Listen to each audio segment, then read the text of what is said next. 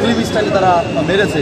সিনেমাতে কারো আসলে যোগ্যতা নেই এই মুহূর্তে, যেসব যারা এই ঘটনাটি ঘটিয়েছে তাদের সিনেমাতে নামগন্ধ নাই, তাদের সিনেমা কোনো আলোচনাও নেই, কিন্তু তারাই আমাদের যারা গণমাধ্যম কর্মী, আমাদের যারা ভিডিও জার্নালিস্ট, একজন সাংবাদিকের পরিপূরক হচ্ছে ভিডিও জার্নালিস্ট।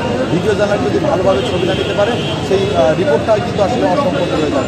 সেই জায়গা থেকে আমাদের ভিডিও জার্নালিস্টদের উপরে এবং আমাদের রিপোর্টারদের উপর যেভাবে হামলা হয়েছে, আসলে এর নেককারজনক ঘটনার আমরা প্রতিবাদ জানাই। এবং এটার যদি 24 ঘন্টার একটি আলটিমেটাম দেওয়া হয়েছে সিনিয়র বড় ভাইরা, তারা সেটা যদি আমরা গণমাধ্যমদেরকে একটাই রিকোয়েস্ট করবো যে আপনারা আপাতত ফিল্মের বিনোদন নিউজ থেকে বয়কট করেন, বিনোদনের সত্য ঘটনা তুলে ধরেন। এখানে কিছু অনেক রকমের কিছু সাংবাদিক আছে বড় বড় মিডিয়া হাউসে, আসলে যেহেতু আমরা গণমাধ্যমে কাজ করি আমরা জানি, এই চাটুকদারটা বাদ দিয়ে আপনারা সত্য ঘটনা বিনোদনের তুলে ধরেন, সেটাই আপনাদের কাছে কামনা রাখবো। কারণ আপনার ভাই আমার ভাই আহত হয়েছে, কালকে আপনিও হতে পারেন, আজকে আমি হতে পারি।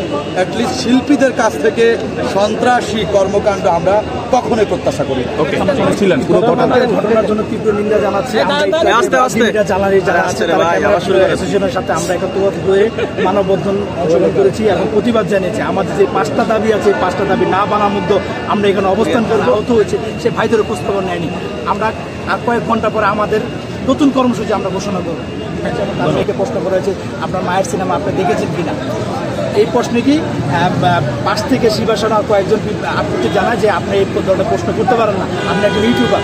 তখন উনি পরিচয় দেয় যে না, আমি ইউটিউবার না, আমি একজন মেইন স্ট্রিমের একজন পত্রিকার একজন সাংবাদিক, আমি মিঠুন আল মামুন, দৈনিক খবরের কাগজে কাজ করি।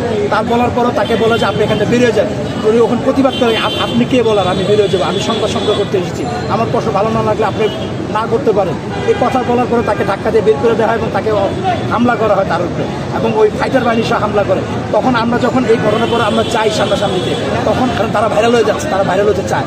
তারা চেয়ার দিয়ে লাঠি দিয়ে যেভাবে মারধর করেছে, তারা মনে হচ্ছে অগ্নি সন্ত্রাস চায়। বাংলাদেশে যারা বর্তমানে অগ্নি সন্ত্রাস করছে তাদের সাথে তারা জড়িত আছে, তাদের ব্যাকগ্রাউন্ড চেক করেন আপনারা, আসলে তারা অগ্নি সন্ত্রাসের সাথে জড়িত। যেটা আটকাবে বা তার সমস্যা হবে, তার হাউসের সমস্যা হবে, এমন কোনো নিউজ কেউ করতে চায় না। সে ইউটিউবার না বা অন্য কোনো মাধ্যম না, একজন মেইন স্ট্রিমের গণমাধ্যম কখনো চায় না যে তার নিজের সম্মান, তার প্রতিষ্ঠানের সম্মান নষ্ট করে।